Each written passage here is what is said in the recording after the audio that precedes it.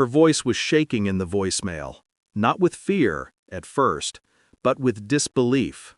Then came the panic.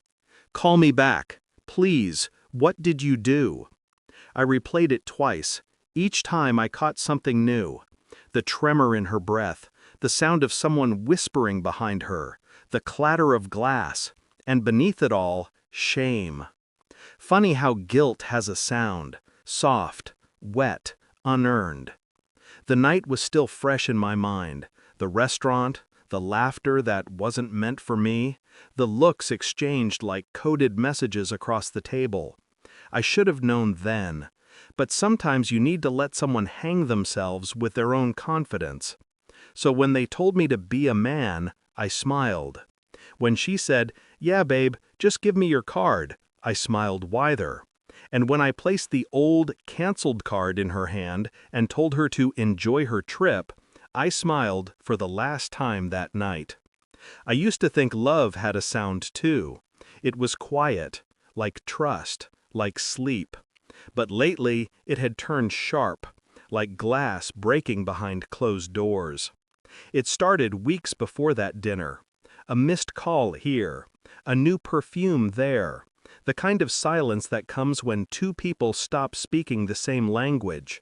Then came the photo, a group shot, her and her friends, and a man I didn't know.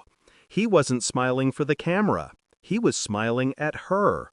When I asked who he was, she laughed, too quickly, too rehearsed. "Oh, just a friend of Chloe's." But Chloe didn't tag him.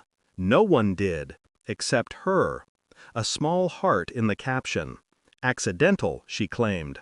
I told her I believed her, and maybe I almost did, until I didn't. The truth doesn't reveal itself. You have to pull it out, strand by strand. So I started small. Phone records, receipts, a shared location she didn't realize was still active. Her Saturday spa days were in a downtown hotel, same one, every time. I waited, watched, collected. I didn't need a confrontation, I needed confirmation. She'd text me from that hotel, "Just got out of the sauna, miss you." I'd respond with something light, something harmless, so she'd never see the trap forming beneath her. I thought about what love becomes when it dies. Not ashes, not memories, something colder, precision. When you've been lied to long enough, you stop wanting apologies, you start wanting proof. So I found it.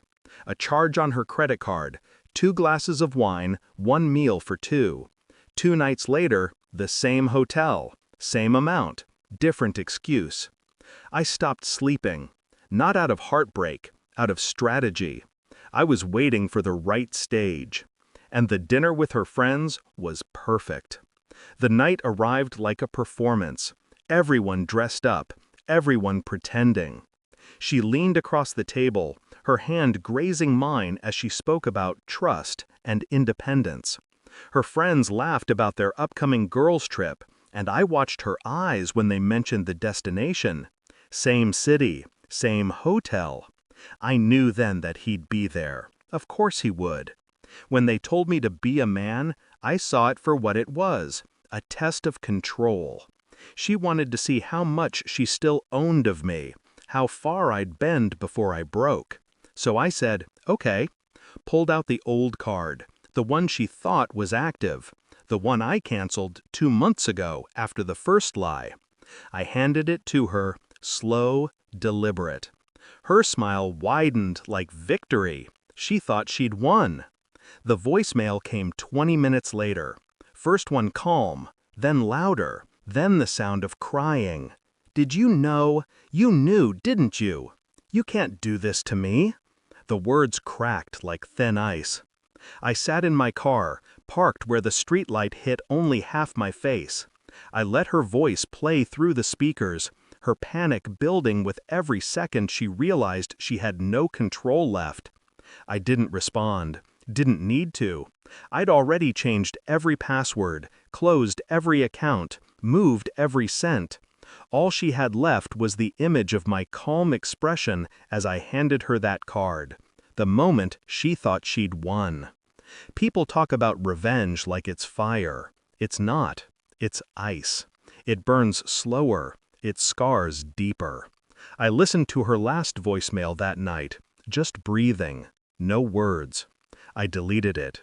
There's no satisfaction in her suffering, just silence.